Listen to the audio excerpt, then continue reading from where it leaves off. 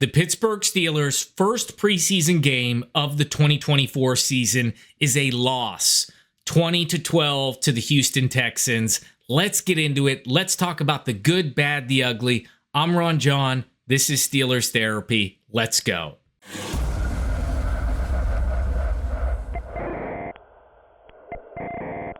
So first, I want to talk about players. Let's just go over individual players, then we'll go over how we feel about the game in general, and then we'll kind of go over next steps and where we go from here.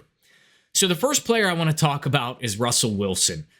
He did not play in this game. He did dress, but I need to talk about this for a second because Russell Wilson has been a disappointment since he's got here. Now, I know he can certainly turn things around. You know, it's not like he's gone into regular season games and not played well, but his first foot forward with the Pittsburgh Steelers was to tweak, his hamstring or his calf, again, showing a sign of his age, and not playing with the Steelers in training camp, not playing in preseason. We still don't know what we have in Russell Wilson. Obviously, we know that he's a better quarterback than Kenny Pickett. Kenny Pickett is a lower-tiered backup, or maybe even worse. Our quarterback situation is upgraded. But the difference is Kenny Pickett still had some continuity with the Pittsburgh Steelers. He played with them in the season prior. He played with the same offensive coordinator. He played in training camp. He played in preseason. So even though he was awful, there was still some continuity where the offense could function. You know, Russell Wilson is a brand new quarterback to the Pittsburgh Steelers under the tutelage of a brand new offensive coordinator in Arthur Smith, and he simply hasn't been playing.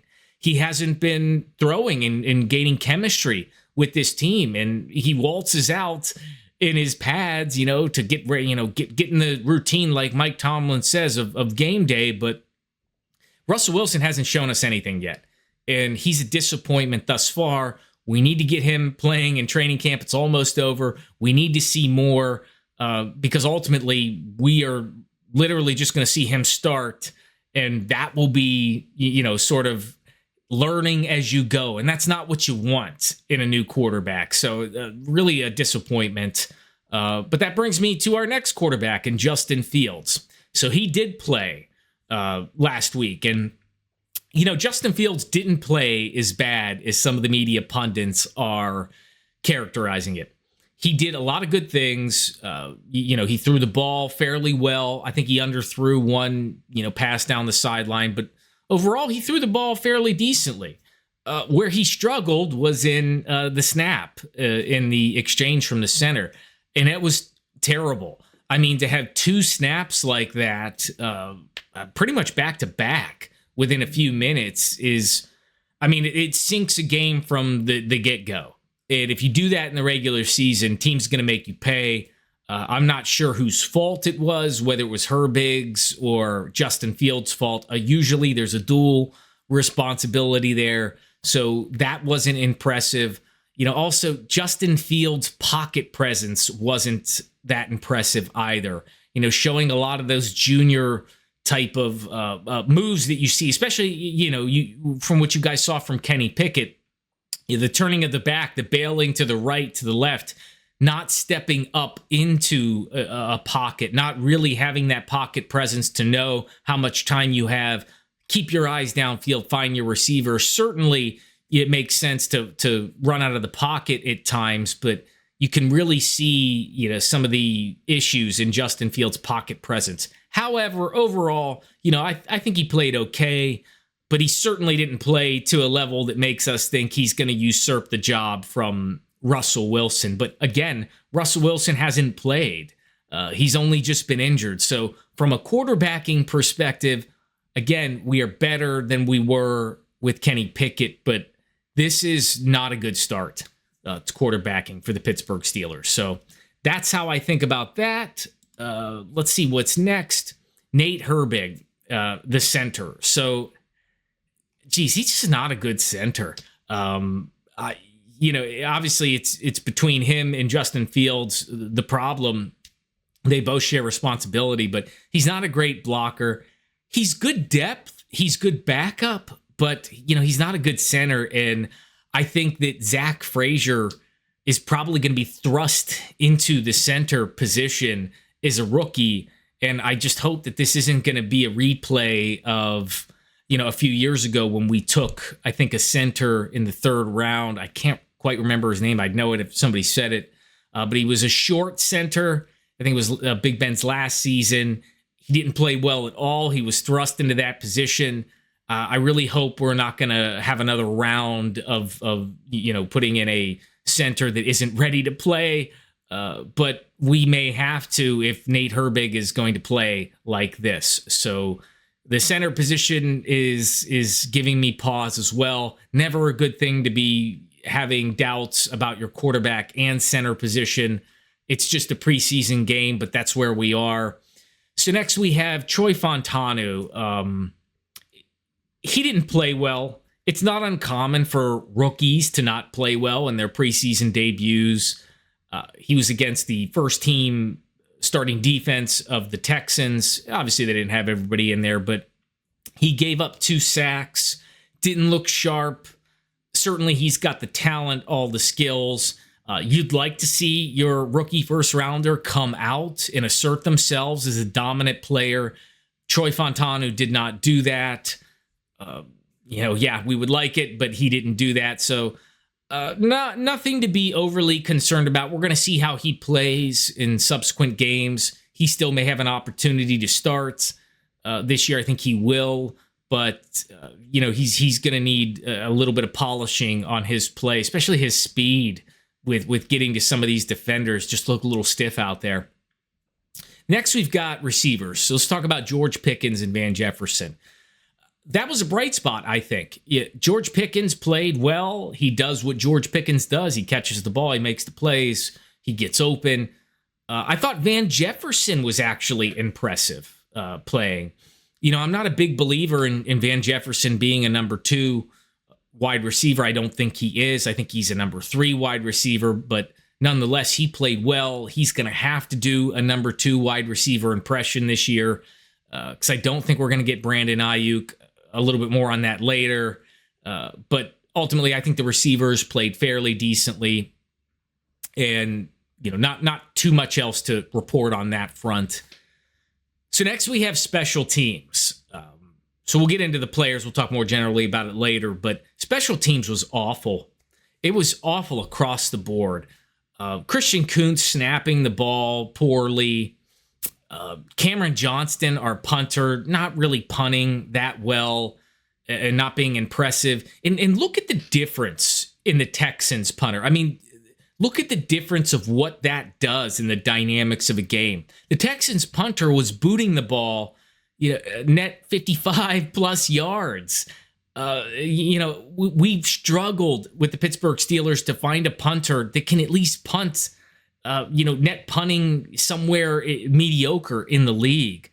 This Johnston guy is probably going to be our guy, but he's not overly impressive. He's better than Presley Harvin, it looks like, but I don't understand why the Steelers struggle to find a punter, or they don't think it's a priority to have a punter that's got a strong leg. It really makes a difference in starting field position and the ability. So there's also some characteristics of punters as far as accuracy inside the 20 and things like that. It doesn't require a long leg, but I'm not impressed with our punting. And the kick coverage was just awful across the board. The punting coverage was awful. Danny Smith is, he needs to stop chewing gum and start looking a little bit closer at the special teams. So let's talk about Anthony Everett next. He gave up that touchdown play to the Texans. He was lost in coverage. Really don't understand what he was thinking in that play. He was nowhere near even, any receiver. It looked like he was just lost and ultimately gave up the touchdown there. He's depth as far as cornerbacking goes and outside corner, so not overly concerned about that, but wasn't good coverage. DeMonte KZ, yeah, it didn't look like he played very well either. And maybe I'm just really focusing on that touchdown play, but he's got to make the tackle there. He over pursued and tried to tackle with his arms. I get that it's preseason and these guys are trying to preserve their bodies, but that's just bad fundamental play from a safety. He's got to wrap. He's got to do the basic fundamental things, and he didn't do that. Next, we get into Kyle Allen, is the third string quarterback. I was talking to my dad the other day, and he goes, that guy looked pretty good. And it's funny, maybe I'm seeing something different, but I didn't think Kyle Allen was good at all.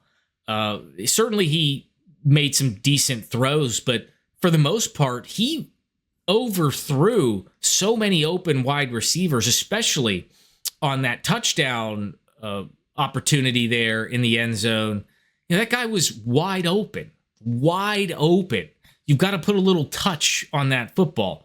You're an NFL quarterback. That's not a long way to throw. You've got to know where you are on the field, and you just completely overthrew that wide receiver and gave him a really hard catch to try to make in bounds. So, and he overthrew a lot of other balls as well. I'm not impressed with Kyle Allen. He looks like a third string quarterback. That's what you're going to get. So, we shouldn't be expecting a ton more out of that. But that's where we are with Kyle Allen. Peyton Willis, our rookie linebacker on the inside, I think he played great. He showed some grit, made some good plays. I think he's going to give us much needed depth in the middle of the field on the defense. So really good to see him out there playing well.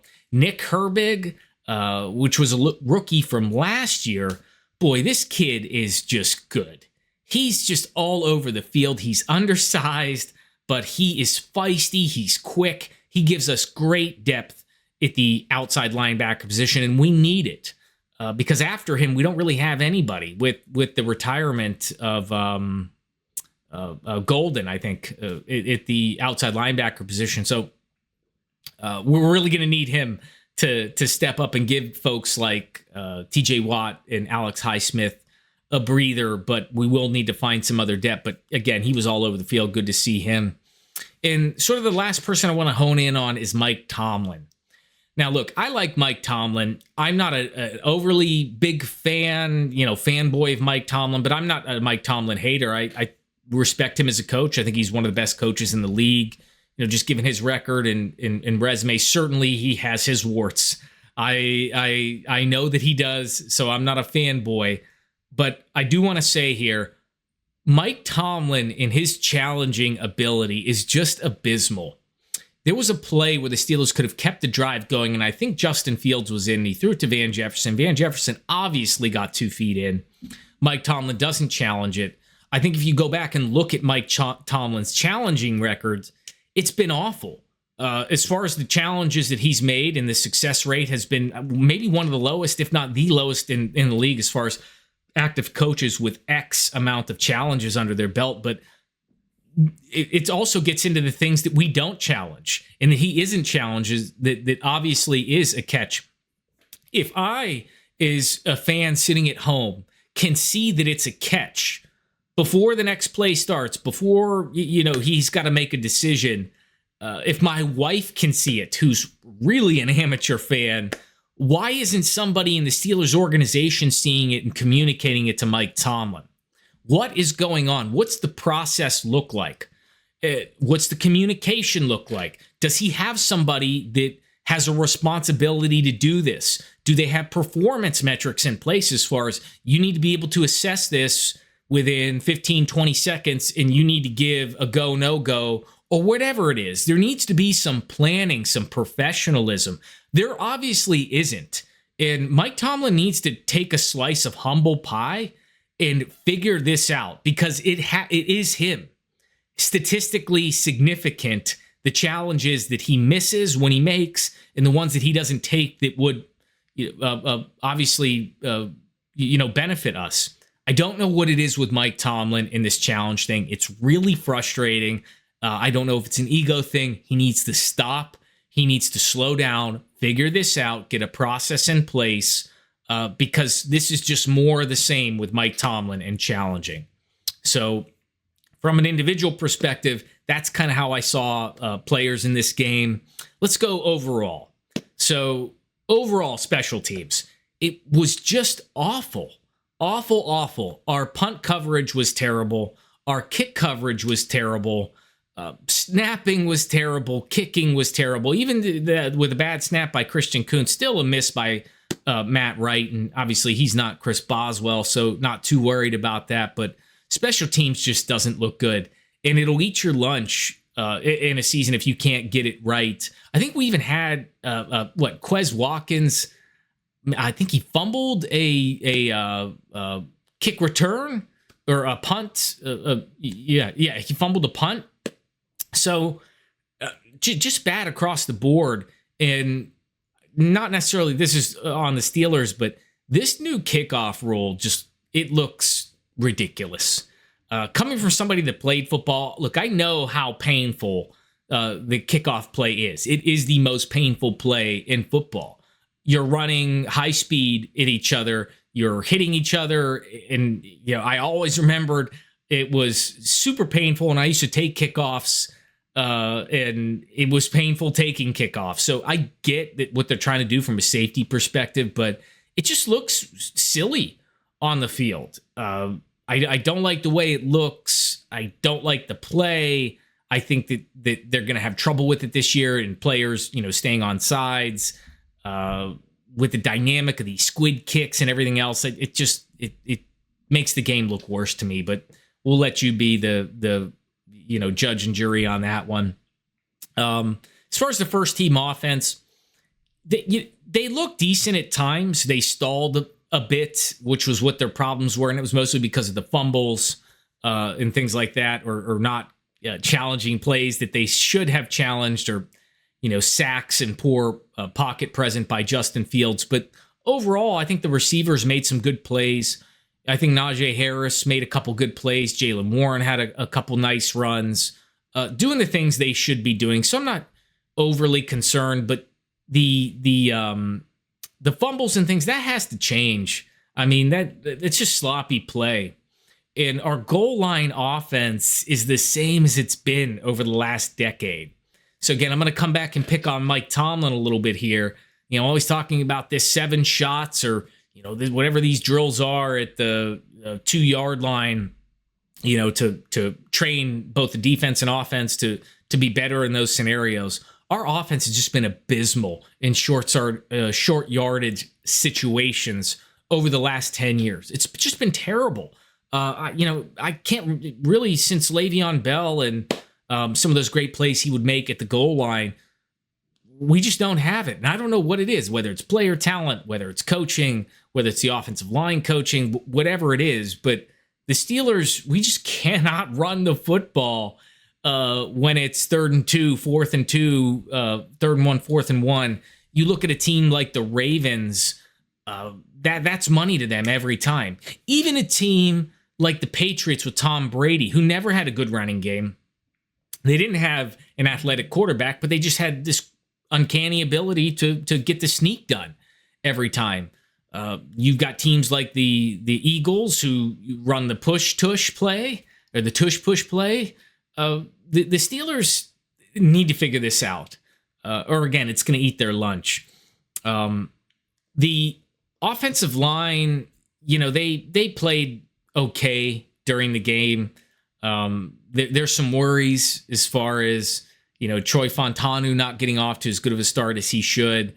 Herbig in the center exchange and things like that. But that's to be seen whether or not that they're a young group. And they've got a ton of talent, but they may struggle coming out of the gate this season as they meld together. So I do think in the future that this offensive line is going to be really good, but as they're very young and trying to figure things out, it could be a bumpy road ahead. The first team defense seemed to play okay. They gave up that touchdown, and it wasn't somebody that's going to be on the first team defense, so not too overly concerned about that. Other than that, there's not a ton to take away from this game. A lot of our starters weren't in. it's a preseason game. You're not showing all your cards. You're running very basic plays.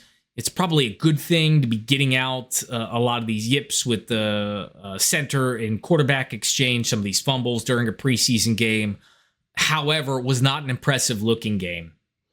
But ultimately, last year, the Steelers, I think, won all of our preseason games, and Kenny Pickett looked like a world beater. So you have to keep it all in context. But after seeing this game, I do not feel as confident in the Steelers. Or maybe I shouldn't say that. It's not after seeing this game. It's at this point in the season today, I am not as confident in the Steelers as I was prior to training camp. I'm just not. And I'll sort of run through and tell you why. So Russell Wilson isn't practicing. And again, we went through this. Justin Fields is not taking the job from him.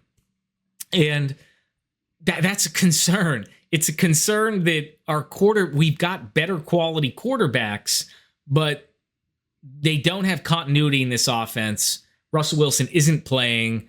He's tweaking his leg when he gets up to go to the bathroom or whatever. It's just not instilling a lot of confidence. Maybe all of this will be unfounded and Russell Wilson will come in, hit the ground running, and things like that. But also, Justin Fields isn't coming out looking like a world beater either in training camp or preseason to say, hey, well, if Russell Wilson can't do it, Justin Fields can. So, I'm not hitting the panic button, but certainly not good things to feel about with the quarterback situation. So, I thought we might be able to get Brandon Ayuk to have two number one wide receivers, 1 and 1, and then you'd have 3 with Van Jefferson. But I think it's become clear at this point that the Steelers are willing to meet Ayuk at a higher number, maybe Jalen Waddle type of money at the 26, 27, 28 million a year, but they're not willing to give up what the 49ers want for him in a trade. And they have made ludicrous proposals to the Pittsburgh Steelers like, hey, you can have Ayuk, but we want George Pickens, they're the same receiver. They are the same exact receiver. They're both ascending number 1 wide receivers. Their stats are very similar. Their age is very similar. Everything is similar.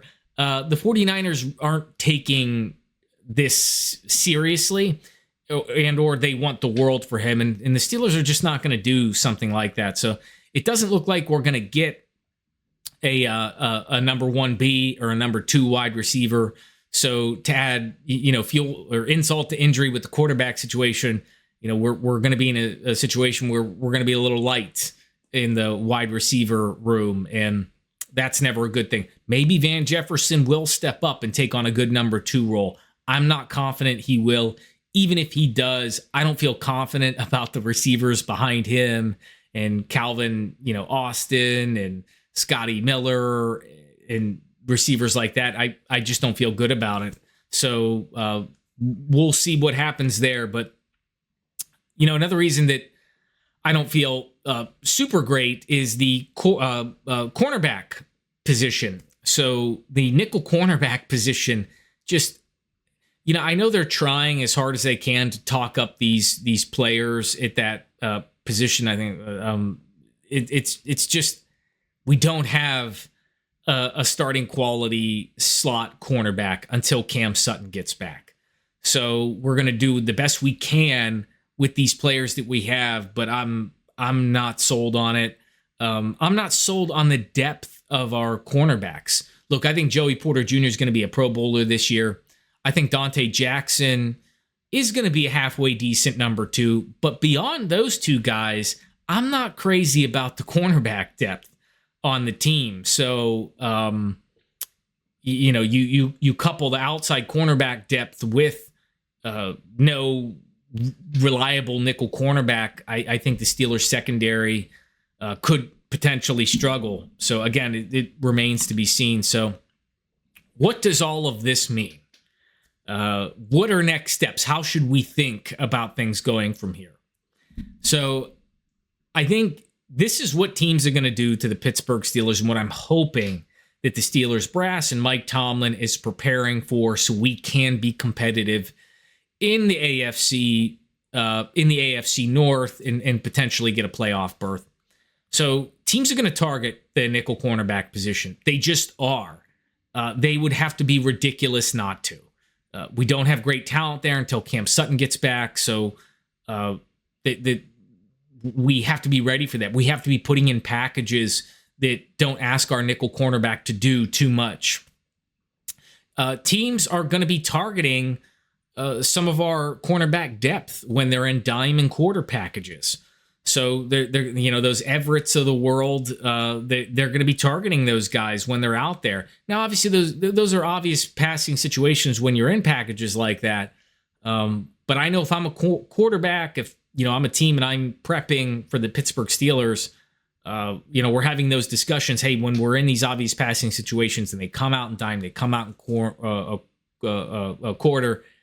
We don't go after Joey Porter Jr. Go after these guys over here who you can probably make a play on. So the next thing, teams are going to double George Pickens. They just are. There's no other. I mean, when you see a receiver this high in talent and everybody else is down here, make those guys beat you. So the Steelers are going to be dealing with a lot of double covering on George Pickens and safeties rolling over to shut him down. And that's going to leave a lot of opportunity open for Van Jefferson and some of these other guys. So hoping that these guys can step up. I hope to be wrong about Van Jefferson. He can be a number 2, but he's got to prove it. So teams are going to stack the box against the Pittsburgh Steelers because our quarterback situation doesn't have a lot of continuity. There's a lot of question marks because the receiver depth isn't great beyond George Pickens.